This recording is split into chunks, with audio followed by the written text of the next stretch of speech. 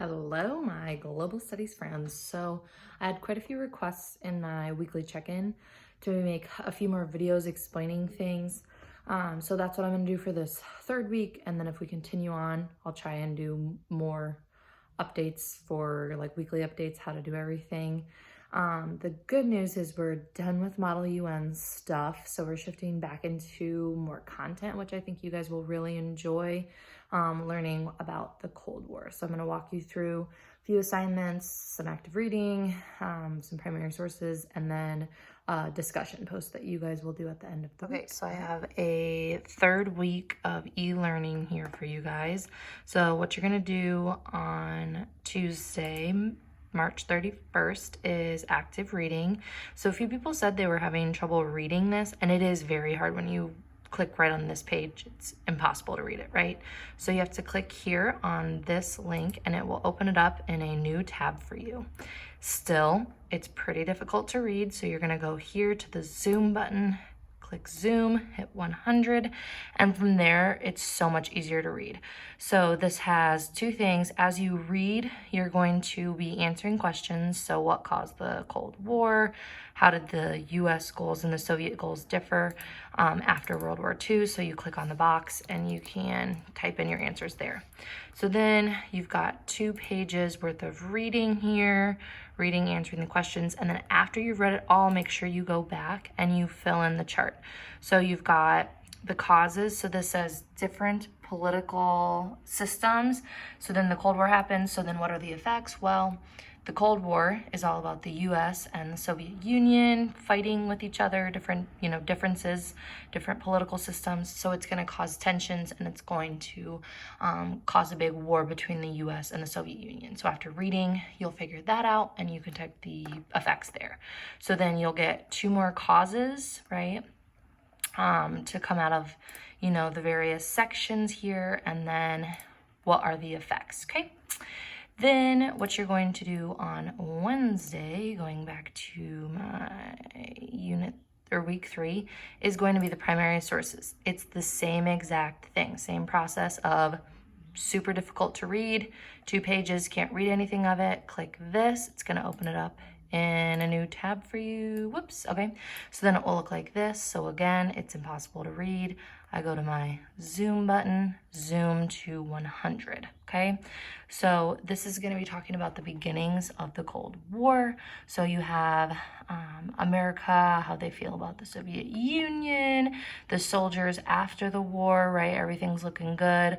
Post-World War II, we have a conference, see if you can figure out who these 3 leaders are, and then we get the Cold War happening. So looking at how Europe was divided, how this kind of affected post-World War II society.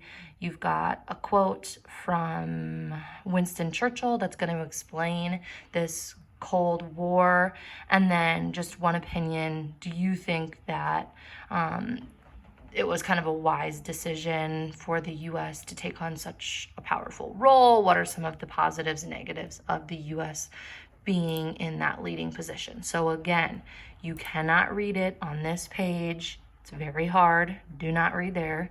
You go here, click on the zoom in, read, answer the questions, and then you'll have to make sure you come back here, and then you guys will have a submit button. Make sure you submit that. And then the very last thing that you'll finish this week is going to be a discussion post. I'm still kind of working on the questions. I want to see how you guys do with that active reading and with the primary sources. And then I'll have a question, so it'll be posted here. When you go to reply to the discussion post, you have to make sure you are hitting the reply button, okay? Do not type in here. This is not where you write at. You have to make sure you hit the reply button, and then you'll get a post.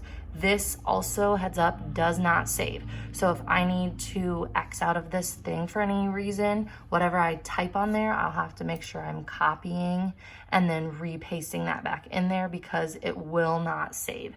If you hit post reply, you can always go back and edit. So I always say, like, you know, you can edit your replies, so just play it on the safe side and always make sure you're hitting post reply. So Thursday, you'll respond to the question once it's on there. And then on Friday, what you'll have to do is come back to this same exact post, right? Because this is days 4 and 5, and you'll have to reply to one. And I'll have, again, clear directions as far as what the question is and all of that. So that's what you'll do. Tuesday is the active reading, Wednesday primary source, and then Thursday you're writing a discussion post, Friday you are responding. I also want to say this has all been updated in the e-learning schedule there on Canvas. I added the 3 days, so you can see that all. And again, emails on there, the, you know, kind of suggested due dates, but let me know if you have any issues with that. So I hope e-learning has been going pretty good so far. Let me know how you guys like this video, if you want me to keep doing these, if you want any further videos, any further explanations, please let me know. As you know, this is very interesting as far as our timeline when we're going to get back to school. So let me know if you find this helpful. Let me know if there's any other videos, anything else you want me to make. If you want me to make like Cold War video, you're interested, you want more content, we can kind of talk through those things. All right, so hopefully I will see you all soon. I miss you all so much, but have a good rest of your e-learning week before our spring break.